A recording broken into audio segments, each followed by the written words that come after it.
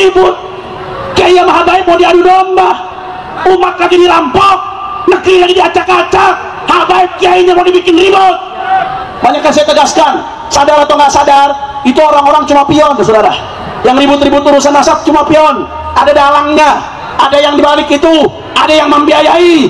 Begitu habaib kiai ribut, saudara, apa yang terjadi? Yang diuntungkan bandar judi, yang diuntungkan bandar narkoba, yang diuntungkan koruptor, yang diuntungkan adalah orang-orang yang mau merusak negeri, saudara. Betul. Lagi pula nggak sampai di situ, saudara. Dulu sebelum Indonesia merdeka, Belanda tuh membagi-bagi kasta. Ada pribumi, ada tingkat 1, ada tingkat 2. Itu pembagian Belanda, saudara. Setelah kita merdeka, kita sama-sama menyatakan Bhinneka Tunggal Ika. Apapun sukunya, apapun bahasanya, bahkan agama beda-beda, tetap satu, Indo. Kok sekarang mau diadu domba, mau dibikin ribut, mau dibenturkan, pribumi sama pribumi lah, pribumi non pribumi lah, dan lain sebagainya. Yang mecah belah umat Rasulullah itu ente. Yang bakalnya nanti di hari kiamat, orang akan menjadi bingung, orang akan menjadi tidak bisa membedakan mana Imam Mahdi asli dan mana Imam Mahdi palsu. Jangan-jangan mereka tidak percaya dengan Imam Mahdi. Dikatakan di dalam ajaran Ahlussunnah wal Jamaah bahwa nanti di hari kiamat Imam Mahdi itu akan keluar dari mana? Dari keturunannya Rasulullah Muhammad SAW. Lah kalau sekarang ini keturunan palsunya kita biarkan, bisa jadi keturunan palsu ini yang akan mengaku sebagai Imam Mahdi di kiamat nanti. Dan ini berbahaya buat persatuan umat Islam dikalau umat Islam sedang menghadapi Dajjal, menghadapi pasukan Ya'juj Ma'juj di masa depan. Ini masalahnya. Jangan alik ke hati sampean. Iya kan? Hati sampean ini angin ngomong itu bisa nyasar ke masyarakat Purwokerto. Iya sih hubungan itu urusannya berapa? Akidah itu bisa kena. Mulai NU sebenarnya kiai NU, pengurus NU harus berada di garda terdepan untuk menyelamatkan warga. Orang derajatnya jangan dilanggar. Alawi sebagai cucu Nabi dosa besar, dambun kabir, yajibu alaihim nar illam yatubu. Kalau tidak tobat neraka, yakin seyakin-yakinnya mereka neraka. Kenapa? Karena sudah jelas 1 tambah 1 itu 2, dia katakan 22. Pokoknya 1 tambah 1 22. 1 tambah 1 itu 2, 2-nya 1. Tidak bisa. Saya husnudzon bahwa 1 ini sebenarnya 11, 1 yang satunya sebenarnya 11. Jadi 11 tambah 11 itu 22.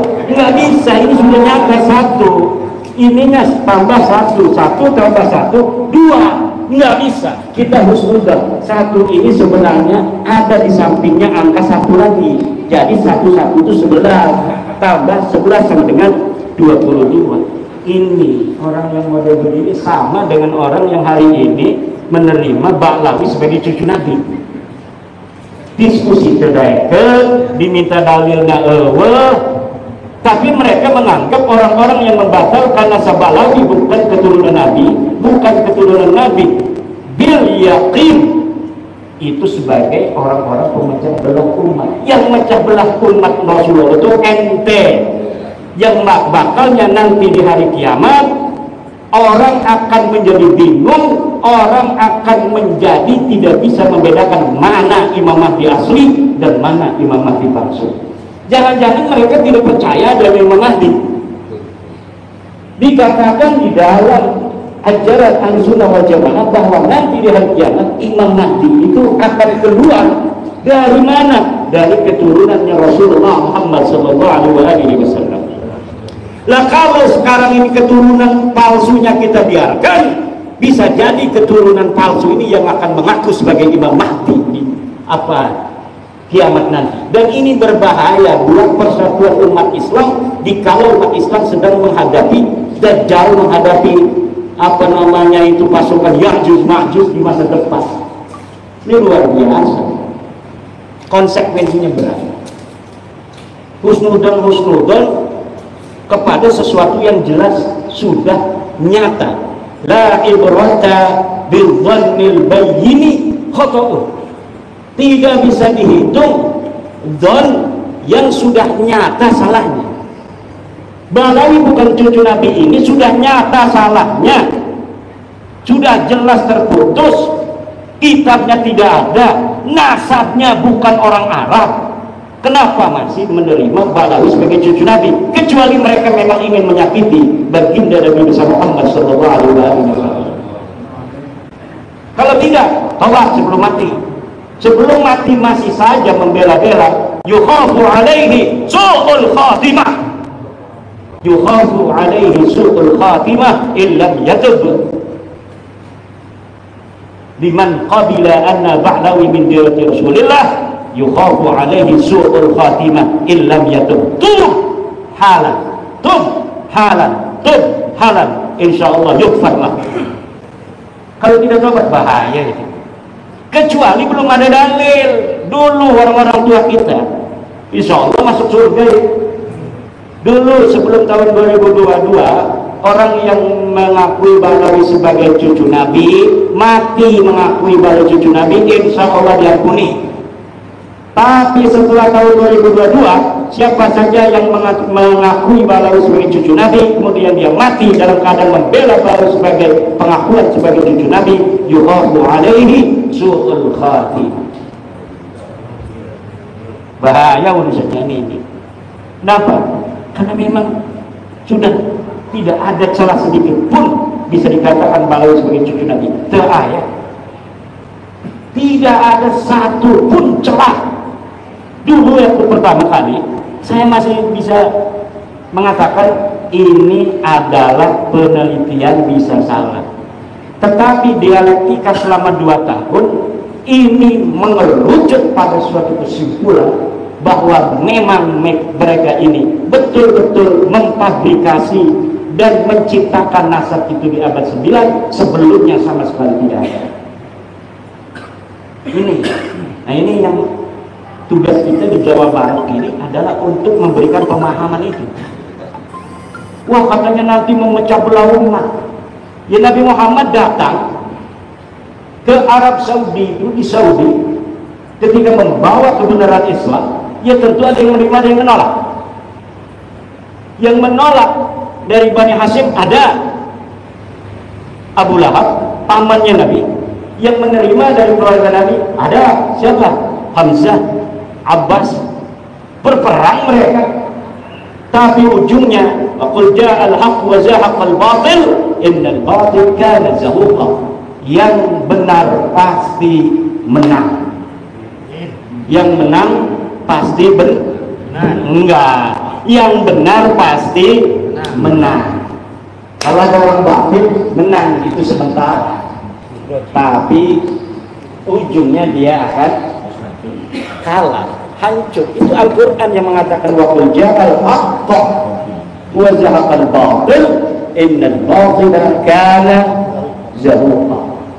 Ini yang harus ditanamkan kepada para pengurus Jawa Barat, pengurus wilayah, pengurus BPD, bahwa kita ini walaupun orang-orang lemah ilmu, lemah duit, tetapi tugasnya mirip sama Rasulullah, mirip dengan para sahabat-sahabat masa lalu, melawan orang-orang kufar Makkah, melawan orang-orang musyriki Makkah yang luar biasa. Mereka menguasai sumber daya di Makkah waktu itu, baik sumber daya ekonomi maupun menguasai sumber daya kepemimpinan. Tetapi Rasulullah munfaridan, sendirian saja pertamanya dengan keyakinan yang luar biasa. Kemudian istrinya ikut, kemudian siapa? Imam Ali, ponakannya, bukan ponakan, sepupunya ikut, kemudian Abu Bakar ikut, kemudian Sayyidina Umar ikut, lama-lama kemudian banyak, dan akhirnya menjadi kekuatan di dunia hari ini yang paling tinggi dari sisi keyakinan kepada Tuhan adalah di antaranya agama Islam. Walaupun belum mayoritas di dunia ini, para dulur-dulur sekalian, Islam itu bukan mayoritas. Yang sekarang mayoritas adalah Kristen. Islam nomor 2. Nomor 2 itu Islam.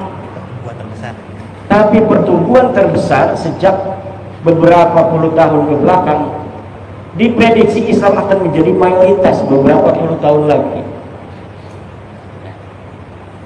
Ke depan itu kita musuh dalam tanda kutip, musuh di TikTok segala macam itu, bukan dengan orang-orang ahli kita. Kayak sekarang kan Ustadz Wafi itu debat-debat dengan orang Kristen, dengan orang Protestan, dengan orang Katolik. Masa depan musuh kita itu adalah orang-orang ateis, agnostik, yang mereka sama sekali tidak percaya kepada Tuhan. Di TikTok mulai hari ini, di YouTube mulai hari ini, orang-orang ateis muncul.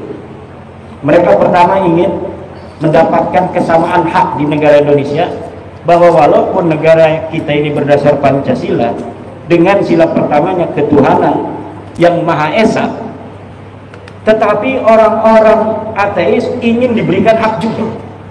Nah, ini ke depan musuh kita ini adalah orang-orang ateis. Maka peradaban ilmu pengetahuan waladiyah syamsiyah yang dulu dipersiapkan untuk melawan orang-orang ateis, ini akan bermanfaat kembali. Ini harus diasah. Untuk apa? Untuk melawan filsafat orang-orang ateis yang mempertanyakan Tuhan itu ada atau tidak, Tuhan itu ilmiah apa tidak, apakah bisa Tuhan diilmiahkan. Nah, ini nanti yang akan terjadi dengan anak-anak kita ke depan. Mereka mempertanyakan kembali tentang zat Allah, seperti peristiwa 250 Hijriah ketika Abu Hasan Asy'ari, Abu Mansur Al-Maturidi melawan orang-orang ateis, Mu'tazilah melawan orang-orang ateis. Ini yang akan kita hadapi. Nah, sebelum kita menghadapi orang-orang seperti itu, maka kita juga harus memperkuat ilmu pengetahuan anak-anak kita. Bagaimana kita berbicara filsafat, bicara dengan metodologi waladiyah syamsiyah, dengan metodologi al-mungkit minad dalal. Kalau tentang metodologi ilmiah saja santri-santri kita tidak ngerti. Kalau sudah ada dalil tentang batalnya Ba'lawi, maka Ba'lawi tidak bisa lagi untuk diterima. Tapi kenapa santri-santri kita masih ada yang menerima? Karena tradisi ilmiah ini belum biasa dikonsumsi dengan konstruktif dan kritis oleh santri-santri kita. Ini maka akan bisa untuk diprediksi pertandingan dengan orang ateis ke depan, santri kita akan kelabakan. Kenapa? Karena dengan teori filsafat ilmu yang sederhana saja, mereka tidak bisa untuk mengambil kesimpulan kebenaran. Kalau sebuah tesis, bumi itu datar, kemudian diketemukan tesis berikutnya yang mengatakan bumi itu bulat, maka dengan berbagai macam dalil-dalil yang kuat, tesis bahwa bumi itu datar itu hancur lebur dan tidak bisa diterima kembali. Sekarang kita sudah bisa untuk melihat bumi dari atas. Ternyata betul bahwa bumi ini bulat. Perdebatan masa lalu di tahun 1500-an Masehi, apakah bumi itu bulat, apakah bumi itu datar, hari ini terkonfirmasi bahwa memang bumi ini bulat. Maka sebuah tesis yang telah terbantahkan itu sudah tidak bisa lagi dihusnudoni. Bagaimana kita husnudon aja sih Abah? Katanya bumi ini datar, buktinya kita tidak melayang-melayang, tidak jatuh, ini ada di bumi. Tidak bisa, bos. Karena apa? Karena kesimpulan ilmiah bahwa bumi ini bulat sudah zahirun bayyinun la yuraddu, yang tidak bisa ditolak lagi. Sama bumi bulat itu dengan kesimpulan Ba'lawi bukan cucu Nabi, yang tidak mungkin bisa dibantah lagi. Yang masih nerima akan terbantah sendiri oleh dirinya sendiri, hanya nunggu waktu. Nunggu kecewa aja sedikit ditempeleng sama Ba'lawi, dia akan sadar. atau dia motornya dipinjam nggak dikembaliin lagi, langsung itu saya ikut Kiai Imaduddin. Tinggal begitu aja. Hanya butuh sedikit kecewa untuk Muhyiddin, insya Allah akan sadar. Hanya butuh sedikit kecewa saja. Dalil tidak ada. Inna kala tahdi man abada walakin Allah yahdi mayyasha. Nabi Muhammad kurang apa? Beliau adalah orang yang sangat dikasih Allah, Habibullah. Habib asli itu Rasulullah itu. Tapi tidak semua manusia di dunia mengikuti Rasulullah. Apalagi model Imaduddin Utsman yang katanya kecilnya aja tahu, katanya sama Imad itu. Iya kecilnya tahu, saya kecil dulu sih. Kalau saya langsung besar nggak bakal ada orang yang tahu saya kecilnya gimana. Orang saya kecil dulu, manusia betul-betul terlihat oleh sekampung saya. Al-kreseku ya'lamuni, al-kreseku ya'rifuni, watangrangu ya'lafuni. Nggak bisa saya itu menutupi diri saya dari orang Kresek, dari orang Tangerang, karena seluruh orang Kresek Tangerang tahu saya. Nah, ini masalahnya. Ini kita harus banyak tantangan ini Abah Setu ini. Tapi bisa nggak Kiai dikaitkan dengan ayat tadi, wa mayyat tabi'u apa namanya aktsaruhum illa dhanna inna dhanna la yubni minal haqqi syai'a. Dan itu kan Allah berkata tidak boleh kita itu kebanyakan manusia itu hanya hidup dari don. Sementara don itu kata Allah tidak berbicara la yubni minal haqqi syai'a. Berkali selanjutnya wallahu alimun di situ. Berarti harusnya pakai ilmiah kan seharusnya. Ya itu kan perintah Allah sudah jelas. Jelas kan? Ya. Allah sudah jelas memerintahkan bahwa seluruh manusia itu tidak boleh mengikuti sesuatu yang dia tidak tahu. Itu berarti dibutuhkan ilmu. Iya. Innallaha alim. Di dalam Quran tadi yang disebutkan apa itu iyattabi'una illa dhanna wa in hum illa yakhrusun. Mereka hanya ngira-ngira saja. Itu. Sedangkan kebenaran itu bukanlah ngira-ngira. Dia butuh bukti dan butuh dalil. Dalilnya ada atau tidak ada. Kalau dalilnya sama sekali tidak ada, misal memang di abad keempat ketika Ahmad bin Isa itu hidup, sama sekali nggak ada kitab yang ditulis, sama sekali nggak ada yang ngomong Ahmad bin Isa. Abad ke-5 nggak ada yang ngomong Ahmad bin Isa punya anak berapa, abad ke-6, abad ke-7, 8 tidak ada. Baru tuh itu masih 50-50 tuh kalau ada orang ngaku-ngaku di abad ke-9. Tapi ini mah di abad 3-nya ditulis Ahmad bin Isa itu. Anaknya ditulis di abad ke-4, anaknya ditulis, Ahmad bin Isa-nya ditulis, abad ke-5 Ahmad bin Isa ditulis, anaknya ditulis, abad ke-6, ke-7, ke-8 semuanya ditulis. Tidak ada Ubed di sana. Di abad 9 baru ada Ubed, katanya anak Ahmad bin Isa. Udah jelas itu bohongnya. Tapi kunaon masih ayat percaya. Husnudon teh. Iya, husnudon. Iya, la ibrata bil dzannil bayyin khataruhu. Tidak boleh dzan itu digunakan lagi apabila jelasnya salahnya sudah jelas. Ini salahnya sudah jelas. Kita misalnya nyangka Abah Setu itu tadinya asli Bekasi. Namanya Zon ya boleh aja tinggalnya di Bekasi. Abah Setu Bekasi asli abdi mah. Karena abdi teu nyaho. Pas ngobrol jeung Abah Setu tah di kelompok abdi aslina cenah ti Sukabumi. Aku tuh menang deui abdi ngomong ka jelema bahwa Abah Setu ieu aslinya Sukabumi, aslina Bekasi. Teu menang deui kumatak naon teu menang. Kumatak abdi geus nyaho elmuna langsung ti Abah Setu. Teu bisa husnudon deui. Teu bisa husnudon deui. Lamun tadina abdi can nanyakeun langsung ka Abah Setu, kumatak Abah Setu ayana di Bekasi, abdi dzon bahwa Abah Setu ieu asli Bekasi. Teu naon-naon ngaranna gadon. Tapi ketika Abah Setu sudah ngomong saya aslinya dari Bekasi, dari Sukabumi, mantan dewan, masya Allah. Berarti sekarang sudah tidak boleh lagi kita ngomong Abah Setu orang Bekasi asli, lahir di sini. Kalau sekarang ya orang Bekasi. Kalau sekarang udah asli Bekasi. Kenapa asli Bekasi di sini? Ya tinggalnya di sini, istrinya orang sini. Bukan. Berarti udah al-muhajir dong. Al-muhajir, Abah itu al-muhajir ila Bekasi.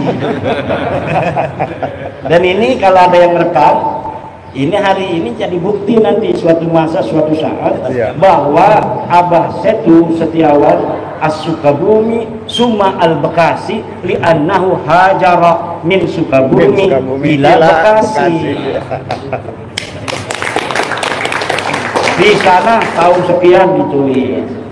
Nah, ini nanti sekarang sudah terpilih ini Abah Setu sebagai ketua baru dari PWILS Jawa Barat. Saya berharap adanya keterpilihan dari Abah Setu ini akan membawa semangat baru bagi Jabar, dan tolong ini yang baru 13 kabupaten supaya jadi minimal 20 kabupaten dalam waktu 6 bulan. Jadi tugas dari saya sebagai ketua karateker tim pemilihan ketua PWLS Jabar yang hari ini sudah konklusif bahwa Abah Setu sebagai ketua Jabar memohon kepada ketua terpilih dan jajaran nanti agar dalam waktu 6 bulan dari 27 kabupaten kota ini 20 kabupaten sudah terbentuk PWLS demi tanah Pasundan. Karena ini lagi banyak tantangan ya di Pasundan, Bekasi, lautna ayanu ngajual cina mager, ayanu mager di Tangerang aya eta di Bekasi aya di Tangerang 360 bidang laut di sertifikat, di Bekasi 250 hektar laut di sertifikat. Ini udah luar biasa ini. Apa tujuan mereka itu ya? Ingin nguak laut dikuasai. Apa lebih murah dia itu ya? Kalau beli di Bekasi kan mahal itu di Bekasi tanah. Tapi di Tangerang kan masih murah itu tanah. Tapi mereka mau juga di laut. Pada hari Tupik 2 dia sudah beli tanah itu di mulai Kosambi sampai ke Muncung itu ribuan hektar tanah darat. Tanah darat ribuan hektar, ada PSN nih 1.700 hektar mau diambil juga, kan lumayan dia tidak menyiapkan apa namanya sarana sosial, sarana umum. Nanti sarana umumnya dari tanah PSN ini. Jadi dia ini aja mumpung dia beli tanah ribuan hektar, tapi nanti dia tidak menyiapkan wisata untuk umat, untuk masyarakat dari tanah dia yang dia beli. Tapi dia fasilitas sosialnya, pasun dan pasosnya itu nanti dari PSN itu tanah rakyat, tanah asli dari masyarakat Tangerang itu. Nah ini pinter, makanya jadi pengusaha itu kudu pinter. Cuma sayang, ini dia sudah beli ribuan hektar di sawah itu di darat, PSN tengah itu dikuasai, laut juga mau dikuasai, dan ini yang apa hari ini kemudian memicu gejolak di Tangerang. Nah, kalau menteri-menteri yang sekarang sih mungkin dia tidak ikut, tapi menteri dulu ngegebek-gebekin dulu. Luar biasa. Bupati yang zaman dulu ikut-ikutan ngegeter-geter ini, Bupati Bekasi, Bupati Tangerang, sekda segala macam ini. Nah, ini tantangannya banyak Jawa Barat. Ya, menteri-menteri ya secara bil jumlah sih banyak yang bagus, tapi banyak juga yang masalah. Dari anak buah Pak Prabowo ini, Pak Prabowo-nya kan luar biasa, semangatnya anti penjajahan, kita harus menunjukkan jati diri bangsa. Tapi beberapa menterinya ada yang bermasalah.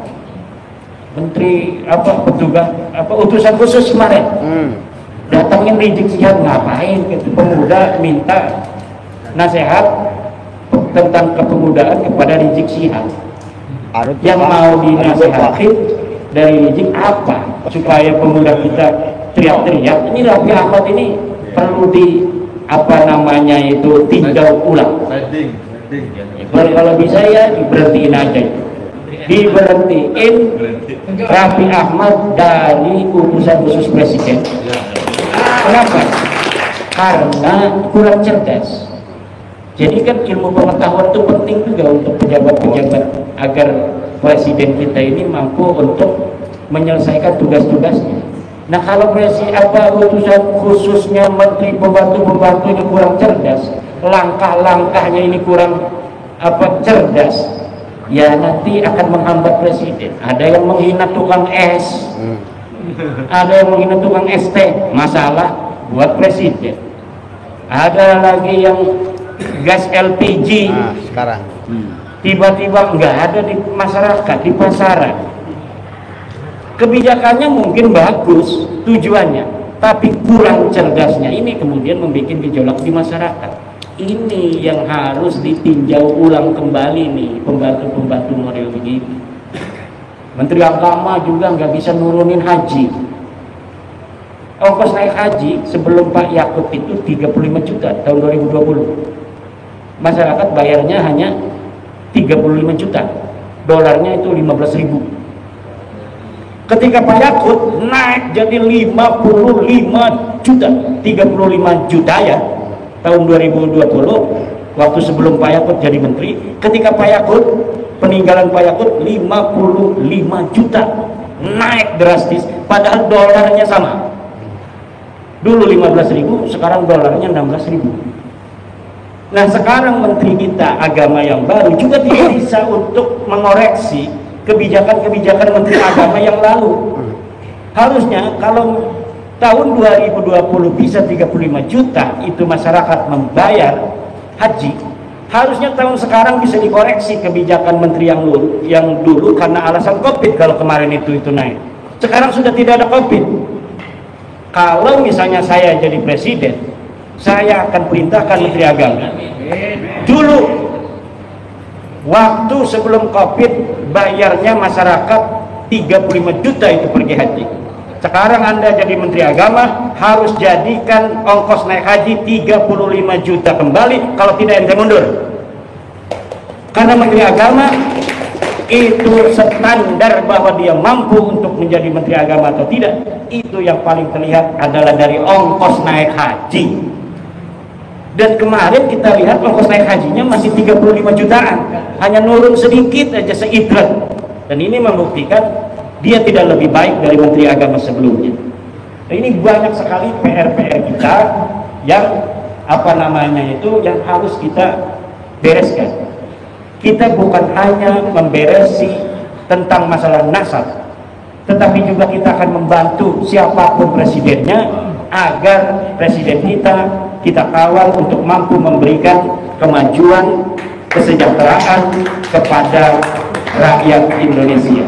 Selamat kepada Abah Setu yang telah dipilih secara aklamasi berdasarkan musyawarah mufakat sebagai Ketua PWI LS Provinsi Jawa Barat. Semoga dapat mengemban amanah penderitaan rakyat Jawa Barat agar dimerdekakan dari penjajahan spiritual. Dan kepada seluruh pimpinan daerah kabupaten yang sudah terbentuk dari 13 kabupaten, 1 komando untuk Jawa Barat, Abah Setu Setiawan. Tahan dulu, melek ke orang, kupingmu bolong orang, bolong aku badan, jadi sumber kita itu tidak mau ikut ini. Menurut saya menurut bodoh kan, bodoh itu dia terbiasa. Ini ada, ini masih apa? Jadi orang ngaku nyok itu pernah di Islami Rasulullah harus Gusti Allah. Berarti dia ngerasanya nanti mukjizat. Nek wong ngerasa dua mukjizat berarti ngerasanya oleh khususiyatun nubuwah. Nek wong ngerasa oleh khususiyatun nubuwah secara tidak langsung dia mengaku dirinya jadi nabi. Setelah Nabi Muhammad maka Allah katakan kata bohong orang benar sesat. Mudah-mudahan yang bikin mengatakan cara sampai sebab itu bahaya nanti saya lihat. Yang ngotot yang tinggi itu kain belum sampai yang bagian kumit-kumit itu kain malu apa? Tak jelas. Tapi cuma ngani loh. Paham? Paham enggak? Ini masalah. Jangan dikasih di sampean. Gimana? Tapi di sampean ini angin ngomong itu bisa nyasar ke masyarakat Purwokerto. Iya sih kudunya diusahain banyak. Akidah itu diselamatkan. Mulai NU sebenarnya kiai NU pengurus NU harus berada di jalan tertenang untuk menyelamatkan warga. Orang gelapnya jangan dilabrak. Asma kita keluar. Orang masyarakat bisa satu sampai dari pengurus NU menembak dosa sampai. Paham kan? Orang mobil kasar itu cewek. Kalau umat disasarkan itu bahwa kena ngomong. Al-Fatih bukan bukan loh. Bukan fitnah. Bukan ono. Orang percaya yang bukan panjenengan tujuan bukan ini. Minggu itu bisa kali dibahas dua. Dibahas masalah dibahas. Oh, itu bukan bakal di orang siji tentang masalah Al-Fatihul Muqaddam. Katanya Al-Fatihul Muqaddam mengatakan ini jadi ila sidratil muntaha. Aku dimi'rajna Gustawa di sidratil muntaha. Persis iki gawe padha karo gawe Kanjeng Nabi. Sampeyan percaya sama ora? Percaya ora? Orang Fatihul Muqaddam itu kemudian sampeyan itu ngomong Fatihul Muqaddam itu dimi'rajna Gustawa di sidratil muntaha. Percaya ora? Berarti bohong ora? Nek bohong masih ditakasuri barang sampeyan, gasmu sampeyan. Saya buat begitu diceplokan aku orang-orang itu. Sampai diceplokan hatinya kelara-lara. Orang ngerti-ngerti tinggal sampeyan. Paham? Masa Allah kerja kepada Al-Fatihul Muqaddam mengatakan ini udah jadi ila sidratil muntaha. Aku pernah dimi'rajna Gustawa 70 kali isi di dalam nasi ngadot ini kumpul sisan mau stres dulu Pak mau stres itu di belakang di belakang tangga ini lah gue stres apa bener nanti kebenarannya susah nih Pak mau ngalasin ngobrol terus tidak kan? Subhanallah ikan kesumpah memang itu ngendikan dawet Al-Fatihul Muqaddam ini para sedulur kalau memang itu gawe Fatihul Muqaddam dheweke ngomongnya pernah dimi'rajkan Gusti Allah Ta'ala pimpin puluh ningsi Sidratul Muntaha. Ada kalangan bahkan mengatakan ini maksudnya sholat ada sholat pakai Sidratul Muntaha itu sembahyang menurut benar. Itu persis pada baru gawe Kanjeng Nabi ketika gawe ini jadi tidak Sidratul Muntaha. Angger sumpah kuwi gawe Fatihul Muqaddam ngono iki dimi'rajkan Gusti Allah Sidratul Muntaha itu berarti Fatihul Muqaddam mengaku dirinya mendapatkan mukjizat. Kalau mengaku dirinya mendapatkan mukjizat berarti mengaku dirinya mendapatkan jauharatul nubuwah. Kalau mengaku dirinya mendapatkan jauharatul nubuwah berarti mengaku dirinya mendapatkan khususiatul nubuwah. Khususiatul nubuwah orang bakal dipurna kemarin Gusti Allah kecuali para nabi. Sopo sing ngaku angsal khususiatul nubuwah berarti ngaku nabi. Berarti Fatihul Muqaddam secara tidak langsung ngaku nabi setelah Nabi Muhammad. Padahal Nabi ditutup menjalankan Kanjeng Nabi kata bodoh sesat bongkaran malas atau mandor sampean. Yang alhamdulillah ketika semester ada sampean.